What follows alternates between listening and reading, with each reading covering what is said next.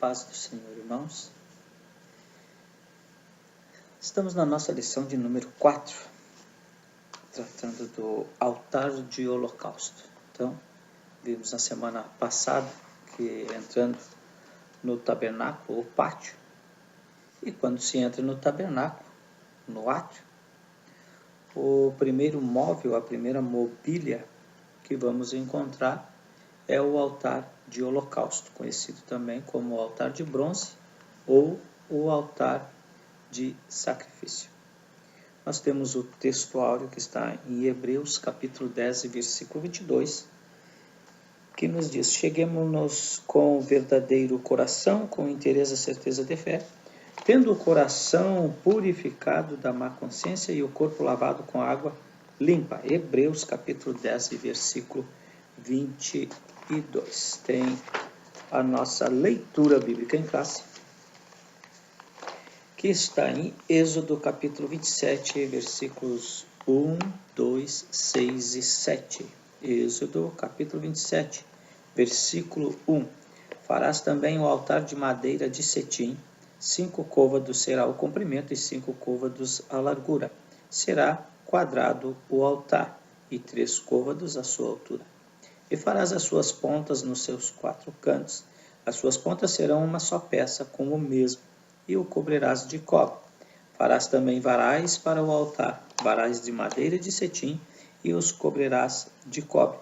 E os varais se meterão nas argolas de madeira, que os varais estejam ambos os lados do altar quando for levado. Muito bem, irmãos, leitura bíblica em classe. Vamos ver aqui sobre o altar de holocausto. Tem aqui conceituar o altar de holocausto, são os objetivos a serem alcançados. Explicar as 4 pontas do altar de holocausto e pontuar que o altar do holocausto é a imagem do Calvário. Aqui quando fala madeira de cetim, só para os irmãos estarem apercebidos de que é a madeira de acácia. Madeira de cetim, madeira de acácia. É o mesmo material. Então, tratando do altar de holocausto. O que significa holocausto? O termo holocausto vem de um prefixo hebraico que significa ascendente, ou aquilo que sobe. Também o modelo do altar de seus materiais. Fala que ele é feito de madeira de acácia e revestido com uma grossa camada de bronze ou cobre. Primeiro que o altar de holocausto significa ascendente, aquilo que sobe. O sacrifício tem que ser ascendente, tem que subir. Este é o verdadeiro sacrifício. O sacrifício, o altar de holocausto, primeira peça que nós encontramos quando entramos no átrio, passamos pela porta. A porta é Jesus. Uma vez que entramos pela porta, que é Jesus, chegamos diante do altar de holocausto, que é onde é feito o sacrifício, o altar de sacrifício, onde é feito a expiação pelos pecados, onde ali ofertas pacíficas, ofertas de paz, ofertas voluntárias, ofertas de gratidão, 2 vezes por dia, uma vez pela manhã e uma vez pela tarde, era sacrificado um animal, um à manhã e um à tarde, todos os dias. Só que o sacrifício é ascendente, holocausto significa ascender, aquilo que sobe. Então o holocausto, que também significa oferta queimada, ou queimado por completo, queimado inteiro. Este queimar inteiro é um sacrifício por pecados, ou por gratidão, ou pela pacífico, por paz, mas ele tem que ascender, ele tem que subir diante da presença de Deus. Não é um sacrifício que fique somente no horizontal, ele é vertical, é para encontrar-se com Deus. Quando se adentra na porta, que é Jesus, chegamos no átrio e encontramos o altar de holocausto. Quando se via o altar de holocausto, sabia-se que ali estava o jeito, a maneira de como chegar à presença de Deus. Começava pelo altar de holocausto. Não começava pela pia de bronze, nem pela a mesa dos pães da proposição, nem pelo candelabro, nem no altar de incenso, não. Para chegar à Arca da Aliança, para chegar ao propiciatório, tem que haver este sacrifício ascendente, que vá diante do Senhor. Amém? E o modelo do altar, que vai falar sobre a madeira de acácia. E a madeira de acácia, ou madeira de cetim, vai tratar da humanidade de Jesus Cristo. Enquanto que o cobre, na Bíblia, significa, cobre, ou bronze, significa na Bíblia, juízo, julgamento. Então, vai me falar desta madeira de acácia, está falando sobre a humanidade de Jesus Cristo. Até aqui, eram animais sendo mortos diariamente, o mínimo, 2 animais, um pela manhã e um à tarde. Todos os dias, durante anos. Depois, foi trocado o tabernáculo ao templo de Salomão. Davi quis construir o templo, mas ficou para que o seu filho construísse o templo. Então, foi substituído o tabernáculo pelo templo, mas continuou os sacrifícios de animais todos os dias. Quando trata da humanidade de Jesus, quando se fez esta caixa de madeira, tratando da humanidade de Jesus, aonde não mais animais seriam mortos, mas sim um homem seria morto, sacrificado. E o cobre está falando sobre a justiça de Deus, o juízo de Deus, está falando sobre o julgamento de Deus sobre este homem, pagando o preço, então, por todo o pecador. Lembrando que aqui fala também sobre o tamanho. O nosso comentarista traz um côvado em como 45 centímetros. Outros estudiosos, um côvado seria 44 centímetros, que é da parte do cotovelo, todo o braço aqui, até o final da sua mão. A medida é um côvado, então 44 centímetros, 45 centímetros, 50 centímetros. O nosso comentarista usa como 45 centímetros. Eu uso 50 centímetros para facilitar na matemática. Então, se ele é 5 côvados, é uma peça quadrada, 5 côvados seria 2,5 metros. Então, não é uma caixinha. O altar de holocausto, o altar de sacrifício, é uma caixa de 2,5 metros, sendo quadrado. Sua largura, seu comprimento é 2,5 metros. Então, é 2,5 metros por 2,5 metros, sendo que tem 3 côvados a sua altura. Então, seria 1,5 metro a sua altura, trazendo para 50 centímetros cada côvado. Sendo que era uma peça única, ela tinha que vir feita, ela era oca, única, com os seus chifres, que pareciam chifres, mas não são chifres, são 4 pontas, essas 4 pontas saindo para fora, nas 4 pontas desta caixa. Então, tinha estas pontas que saíam para fora, nos 4 cantos, e essas 4 pontas eram construídas, talhadas na madeira de acácia e revestida de cobre, uma grossa camada de cobre. Por quê? Para essas 4 pontas também é uma peça só. Não foi colocado chifres ali. É uma peça só isso aqui. Sendo que tem 2 varais, também de madeira de acácia, revestida de cobre. Lembre que a mesa dos pães da proposição e o altar de incenso também tem os varais, que vai carregar a mesa dos pães da proposição e o altar de incenso, que são revestidos de ouro. Aqui são revestidos os varais de cobre. Aí depois vai falar também sobre as 4 pontas, chifres do altar, e o sentido da redenção.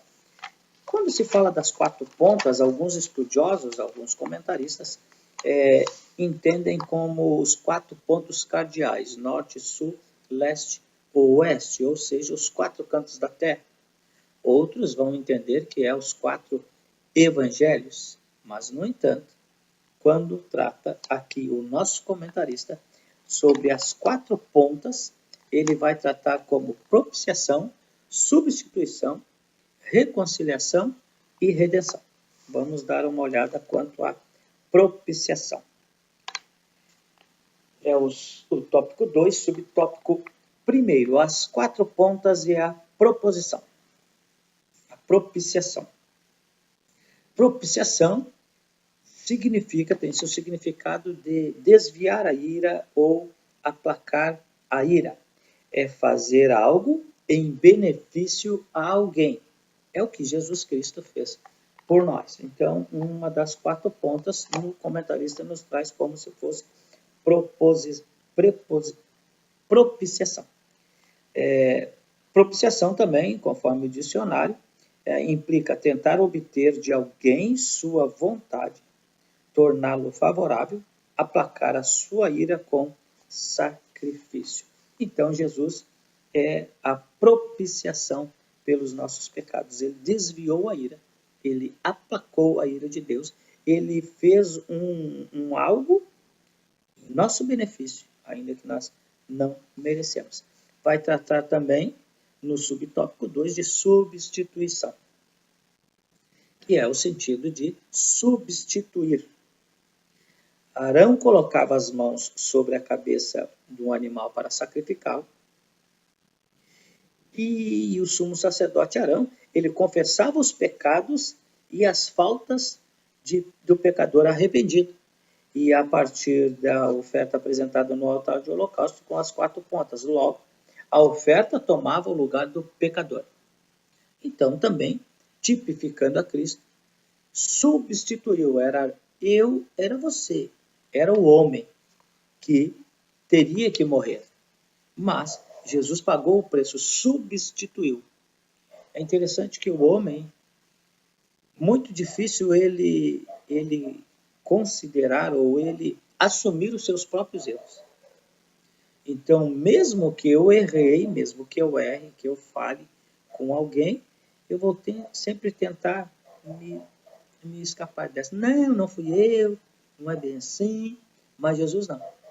Jesus, ele não errou. Ele não pecou, não havia pecado sobre Jesus, mas ele vai tomar o lugar de alguém e dizer, pode colocar na minha conta, pode deixar que eu assuma, como que fosse o meu erro, como se foi eu quem errei. Também as 4 pontas e a reconciliação. Aqui, irmãos, vai tratar, quando vai falar aqui o comentarista, restando apenas o sangue, colocado numa bacia pequena, uma pequena bacia, e encaminhado ao lugar santíssimo, o qual depois era aspergido sobre o propiciatório. Aqui, quando fala sobre a reconciliação, o comentarista nos reporta aqui para um dia, uma vez por ano, um animal era sacrificado por todo Israel. Somente uma vez por ano, chamado Yom Kippur. Todos os dias, à manhã e à tarde, era imolado um animal, era morto, sacrificado um animal de manhã, era sacrificado um animal à tarde. Isto era particular, um animal para cada pessoa. Não era um animal por uma família, não era um animal por uma tribo, era um animal pelo pecado de uma pessoa, pelos pecados de uma pessoa. Era pago o preço pelo pecado de uma pessoa. Mas uma vez por ano, que é chamado Yom Kippur, dia da expiação, é quando o sacerdote matava, sacrificava um animal, e este animal ia fazer a expiação dos pecados do sacerdote, de todo o povo, de todo Israel, as 13 tribos de Israel, então, são 12, já vimos isso antes, são 13 tribos de Israel, sendo que no lugar de José entrou Efraim e Manassés, e tem ainda a tribo de Levi, então são 13 tribos, se no lugar de José entrou 2, seria 12, no lugar de José entra 2, são 13 tribos. O sacrifício aqui era pelas 13 tribos de Israel. Era esta única vez que o sumo sacerdote saía do altar de holocausto com o sangue, que era aspergido também, ungido, aquelas quatro pontas, as 4 pontas era colocado com o dedo, o polegar do sacerdote, passado nas 4 pontas, nos 4 chifres, e com esta pia pequena, esta bacia, o sangue era levado e adentrava ao lugar santíssimo, onde uma vez por ano fazia-se expiação por pecado de todo o povo judeu, de todo o povo de Israel, todo o povo de Deus, escolhido de Deus. E é quando, então, por isso chamado propiciatório, a tampa da Arca da Aliança, era derramado esse sangue. E Deus, quando então a Shekinah de Deus, Deus dos altos céus, ele olha, então dentro do lugar santíssimo, Deus está olhando as tábuas da lei, que está dentro da Arca da Aliança, a vara de Arão, um pote de maná e as tábuas da lei, que foram quebradas. O mandamento foi quebrado, os estatutos de Deus foi quebrado. E Deus olha e vê que o homem está separado de si, separou-se, houve uma barreira entre Deus e o homem, mas com o sangue, com o sacrifício que ele via entre as asas dos 2 querubins, que na tampa, o propiciatório, tampa da arca, tinha 2 querubins que as suas asas se tocavam, querubins de joelho. Deus olhava por entre as asas dos querubins e via o sangue do animal inocente, e ele não via mais as tábuas que foram quebradas, o mandamento que foi quebrado. Ele via o sangue do animal inocente que fazia expiação pelos pecados. Então o homem era religado em Deus novamente. Isso é religião. Religar é o que Jesus fez. Pagou o preço. Hoje, Deus olha dos altos céus e vê quantos são os santos santificados, aqueles aos quais o sangue de Jesus Cristo, o sangue do Cordeiro mudo, o Cordeiro sem defeito, que é Jesus, nosso Cordeiro pascal. Ele morreu por nós e Jesus olha e vê todos aqueles que têm a marca do sangue, que são marcados pelo sangue, então estão ligados em Deus. E vai nos falar também sobre a redenção, as 4 pontas e a redenção. A redenção significa libertação da prisão do pecado. Logo, a redenção é o pagamento de um preço pelo resgate de uma pessoa. Fala sobre a libertação do pecado, mas é interessante sabermos e aprendermos, entendermos que o que Cristo faz em nossas vidas, sim, nos liberta do pecado, mas ele liberta a nossa mente. Lembre que todos esses sacrifícios não se pagava o preço do pecado.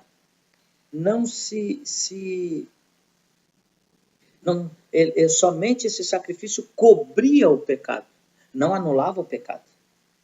Não mudava o coração dos homens. Animais e animais e animais sendo sacrificados, mas, no entanto, o coração do homem não era mudado, não era transformado. Por quê? Esse sacrifício só cobria o pecado, não pagava, não tirava o pecado. Somente cobria o pecado.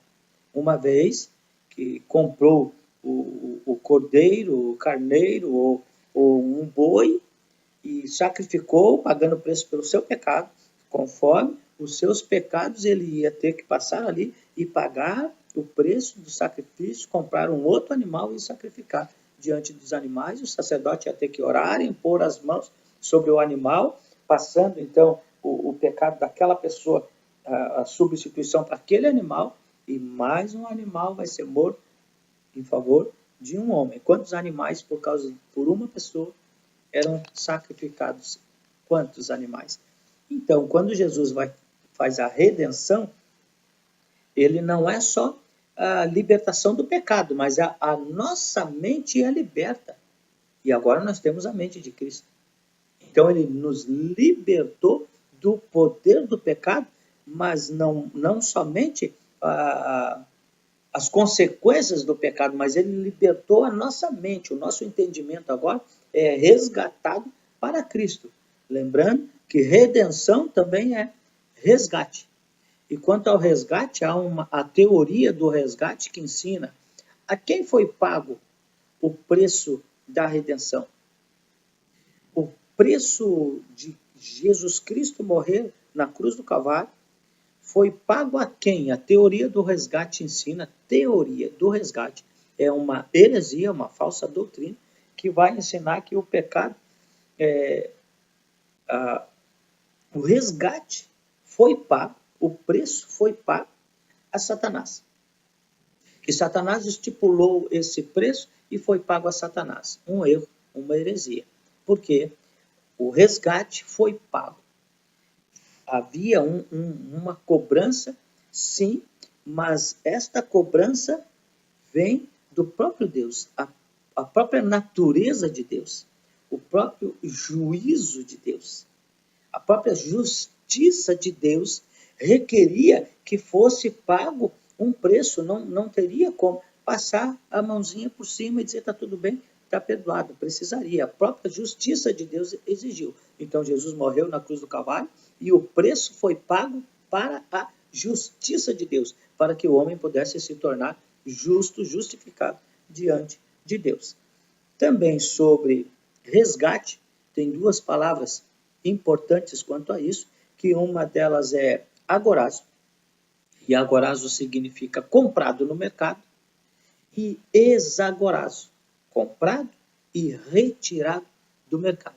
Então Jesus nos comprou no mercado, onde estávamos à vontade, fazendo toda a vontade do inimigo, mas ele nos comprou e nos retirou do mercado, ou seja, não tem mais negociação conosco. Não há mais negócio, somos resgatados e somos de Deus, guardados em Deus, e ele não negocia nenhum de nós, nenhum de seus filhos. Depois o altar de holocausto é o tópico 3, uma imagem do Calvário. Vai falar que é o lugar do sacrifício, subtópico 1, subtópico 2, o lugar de punição ao pecado. Subtópico 3 vai dizer que é o lugar de esperança. Então, quando se adentrava, passava pela porta, que é Jesus, adentrava ao átrio e encontrava ali o altar de holocausto, que é o lugar de sacrifício. O povo, aquele que fosse sacrificar, sabia. Aqui é o lugar de sacrifício, aqui também é o lugar da punição do pecado. Aqui é pago o preço pelo pecado e também é o lugar de esperança, ou seja, não está tudo terminado, não se finda tudo por aqui. Há uma esperança. Mas eu quero trazer alguma coisa que o nosso comentarista não traz, mas que é interessante. Primeira coisa que eu quero ressaltar é que o primeiro móvel que é encontrado é o altar de holocausto. Já vimos isso aí. E que o holocausto significa ascender, subir. Ou seja, sacrifício, subir diante de Deus. E esse sacrifício é o quê? A morte de um inocente. Para chegar diante de Deus, irmãos, tem que morrer. Ninguém chega a Deus sem morrer primeiro. A nossa natureza terrena tem que morrer para que possamos chegar diante de Deus. Quando passamos pela porta, que é Jesus, nós temos que morrer. Nós temos que mortificar os nossos membros. Nós temos que nos negar a nós mesmos. Paulo vai dizer, eu estou crucificado em Cristo e agora já não mais vivo eu, mas Cristo vive em mim. Ou seja, tem que morrer. morrer. Passando pela porta, tem que morrer. E quando significa queimado inteiro, animal que é sacrificado, ele vai queimar inteiro. Ele morre e é queimado inteiro. Tem que morrer inteiro, meu querido. Não é partes. Tem coisinhas em nós que continua vivo, mas tem que morrer por inteiro. E vivificar em Cristo. A nossa ira tem que morrer. As nossas paixões, as nossas emoções, as nossas vontades, os nossos sentimentos. Lembra? Corpo, alma e espírito. A alma que sou eu, e o corpo é a habitação da alma e do espírito, mas que o espírito sem Cristo está morto, e na alma que está a vontade, o intelecto, o sentimento, está onde? Na alma. Não está no espírito, está na alma. E o homem que vai somar com a carne, com seu corpo, vai ser um homem carnal, fazendo a vontade da carne. Mas uma vez que Jesus Cristo nos ressuscita, que nós morremos então, porque Jesus Cristo, ele nos vivifica. O Espírito Santo de Deus testifica com o Espírito de Deus. O Espírito de Deus testifica com o nosso Espírito que somos filhos de Deus. Ele nos vivifica em Cristo Jesus. E agora não é... Lembra que é na alma que está a vontade, intelecto, sentimento do homem? Só que agora o homem vivificado em Cristo morreu para este mundo, é vivificado em Cristo, e agora estes sentimentos, esta vontade, todo o nosso intelecto, a nossa vontade, as nossas emoções, os nossos sentimentos, agora vem de onde? Vem do Espírito Santo. Porque ele vivificou-nos. Ele está comandando agora. O nosso espírito se encontrou com ele e agora não é as minhas vontades, mas a vontade do Espírito Santo de Deus. É a vontade de Deus, é o sentimento de Deus, é o intelecto de Deus, é o que vai vir trabalhar e gerar uma vida nova. Nós vamos ser gerados de novo. Tem que morrer e morrer inteiro. Que o nosso corpo, alma e espírito sejam conservados íntegros e irrepreensíveis para a vinda do Senhor. Outra coisinha interessante que eu encontrei foi sobre as medidas. As medidas que ela é quadrada, uma caixa oca quadrada de 2,5 por 2,5 e 1,5 de altura. Ao côvado de 50 centímetros. Se fosse de 45 centímetros, seria 2,25 por 2,25 e 1,35 de altura. Mas vamos facilitar e botar 50 centímetros, um côvado vai ficar 2,5 por 2,5 por 1,5 de altura. Só que as cortinas, ela tem 5 côvados. As cortinas têm 5 côvados, ou seja, 2,5 metros de altura. Por que tem 2,5 metros de altura a cortina e o altar de holocausto 1,5 metro? Para quê? Para que os de fora não veem o altar de sacrifício. Eles não veem quem que está sacrificando. Quem está fora não teria sentido as cortinas, não precisaria as cortinas. Seria só o altar. Se todos podem contemplar quem está sacrificando. Então, os de fora não estão vendo quem está sacrificando. O nosso sacrifício é para o Senhor e é para Deus o nosso sacrifício e Deus tem que receber o nosso sacrifício. Não é para as pessoas. Não é as pessoas que têm que ver. Não é a minha esposa que tem que ver. Ela tem que saber se o esposo é um homem de oração. O pastor tem que saber se o homem é um homem, o obreiro é um homem de oração. Mas a nossa oração é para Deus. O nosso sacrifício de louvor é para Deus. Tem muita gente que está fazendo para o homem. É onde Eu falei a primeira parte aqui de que o sacrifício tem que subir diante do Senhor. E tem gente que faz um sacrifício que fique só aqui, não passa nem sequer o forrinho de PVC, não passa. Fica somente por aqui mesmo. Eu oro porque o pastor tem que ver eu orando. Eu vou no culto que o pastor tem que me ver no culto. Eu vou no culto porque se eu não vou, a minha esposa vai ficar me perturbando, quem sabe. Eu vou no culto, eu vou na consagração, que o pastor tem que me ver nas consagração, e assim vai. É só por aqui mesmo, queridos. Tem a cortina que é mais alta que o altar de holocausto. Para quê? Porque isso aqui é particular. É eu e é para mim. É cada um por si nessa hora aqui. E ninguém tem que saber do meu sacrifício. Meu sacrifício é para Deus. Paulo vai dizer ao jovem Timóteo: procura apresentar-te a Deus, aprovado, como obreiro que não tem de que se envergonhar e que maneja bem a palavra de Deus. Ou seja, procura apresentar-te a Deus. Não temos que nos apresentar diante dos homens, temos que apresentar diante de Deus. Não é as pessoas que têm que ver este sacrifício e aceitar o nosso sacrifício. Precisamos cair na graça do povo, mas sim diante de Deus. Outra coisinha interessante que eu achei é esta parte de que este sacrifício que era feito não mudava o coração, não tirava o pecado, só cobria o pecado. Jesus muda a mente e o coração. Jesus é o que tira o pecado do mundo. Então Jesus, uma vez só, este sacrifício, uma vez só, lá na cruz do Calvário, tira o pecado de toda a humanidade. Lembrando que uma vez por ano era pagado o preço, o sacrifício, para todo o povo de Israel. Somente o povo judeu. Jesus paga o preço de toda a humanidade. O preço dos meus pecados. Desde que houve homem. Desde que foi criado Adão e Eva.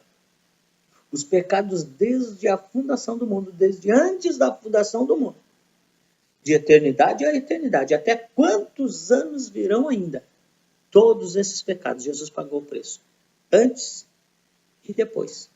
Os pecados hoje cometidos. Os pecados que serão cometidos. Não importando o tamanho do pecado. Jesus tira o pecado do mundo. E Jesus muda mente e coração. Ao tempo do sacrifício, não. Não havia essa mudança de atitude. Mas Jesus vem e muda o nosso mente, o nosso coração. E ainda, o que eu achei bem interessante, e vale nós lermos, eu pergunto para os irmãos, quando foi construído, então, todo o tabernáculo e o altar de holocausto, quando foi feito a primeira vez que se vai sacrificar nesse altar, de onde, quem foi, quem podia, quem tinha condições, quem eram os homens responsáveis por atear fogo no altar, por manter o fogo aceso no altar?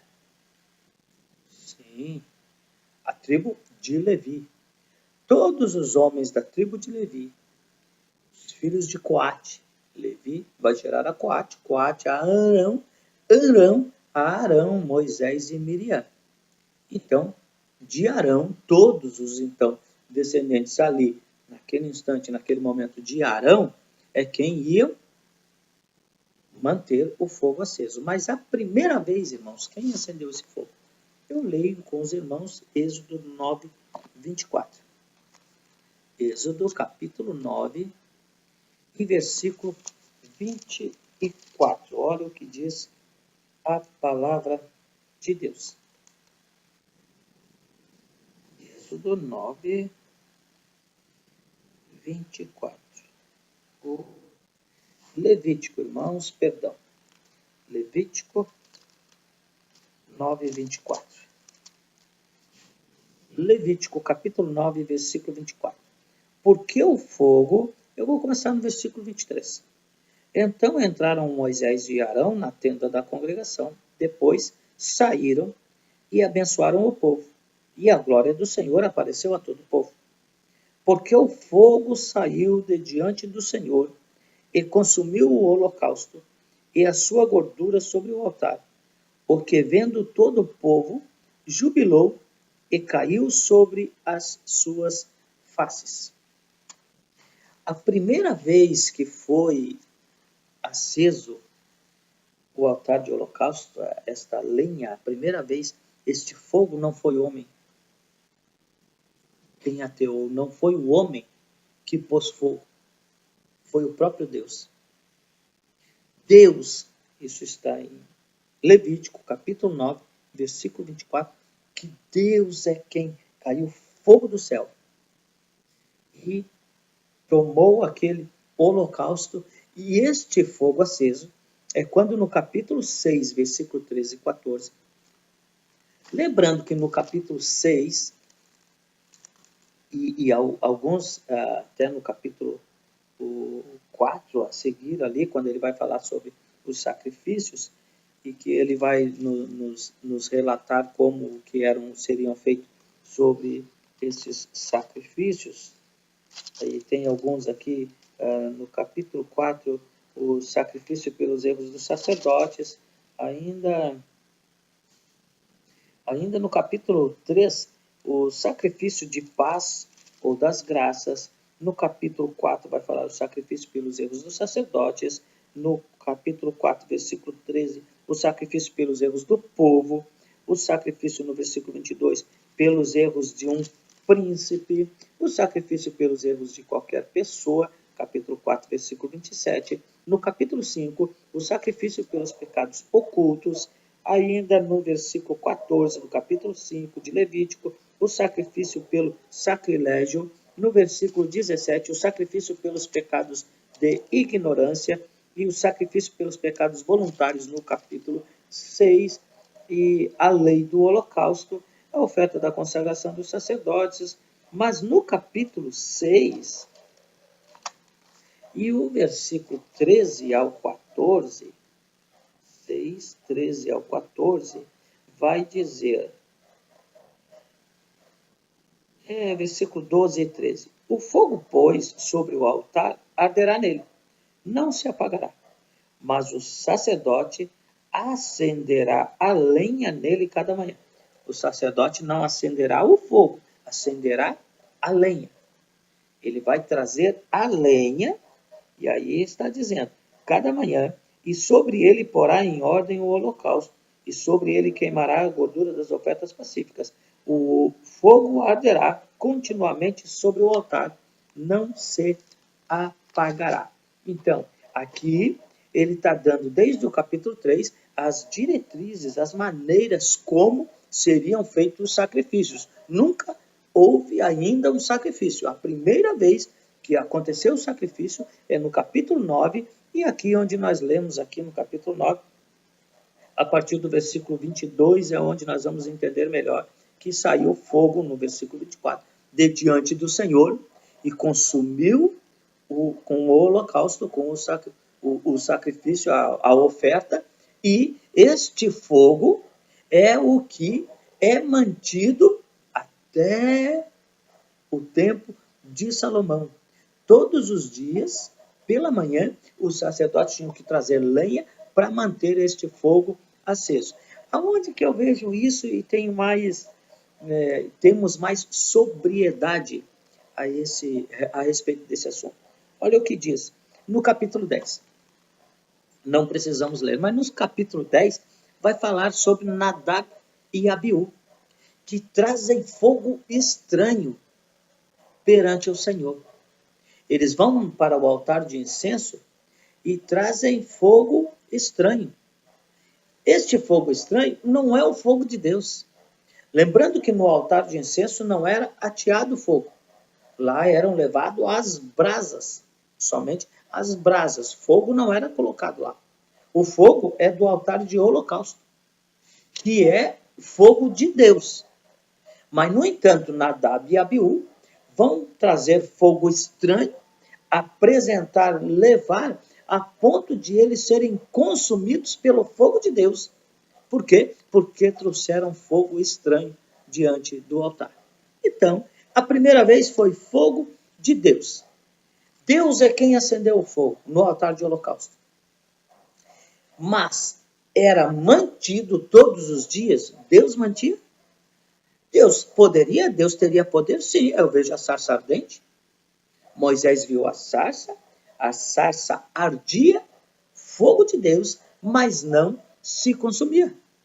Então Deus podia fazer com que o fogo tivesse aceso, mas ele dá ao sacerdote e diz, vocês têm que manter aceso continuamente, não pode se apagar esse fogo. Amém? Sabe o que isso aqui eu ensino? Que primeiro é o fogo de Deus, depois é o sacerdote que tem que manter. Trazendo para nós, o fogo de Deus em nossos corações, o Espírito Santo de Deus, ele vem uma vez em nossas vidas. Uma vez o fogo de Deus acende em nós, o Espírito Santo de Deus vem a nós, e nós temos que todos os dias manter esse altar aceso. Temos que manter esta chama todos os dias, continuamente. Não pode se apagar, não pode se apagar. E é nós, não é Deus quem faz. Isso é o processo da santificação. Todos os dias nós temos que buscar as coisas boas, trazer as coisas boas para nós, nos segurar nas coisas boas. Santificar é separar, separação para uso do Senhor. Santificar é estar pronto, preparado para o uso do Senhor. Isto é o sacerdote. Nós não somos os sacerdotes de Deus? Sim, nós somos sacerdotes de um real, sacerdotes de um rei. E nós temos que manter aceso em nosso coração. É particular, meus queridos. Não tem como eu manter aceso. Eu posso ajudar, eu posso auxiliar, orando pela minha esposa, ensinando a palavra de Deus, falando muito de Jesus para com ela. Sim, posso ajudar, mas quem pode manter aceso o seu coração, o seu altar, manter Cristo aqui dentro, o Espírito Santo aceso em nós, é eu, é minha esposa. Ela não pode fazer isso por mim. Eu não posso fazer isso por você e nem você pode fazer por ninguém. É nós, cada um. Só que não pode ser fogo estranho, porque daí o fogo de Deus vai nos consumir. Nadab e Abiú levaram fogo estranho. É o fogo de Deus que acendeu em nossos corações, e este fogo nós temos que manter aceso todos os dias, não fogo estranho.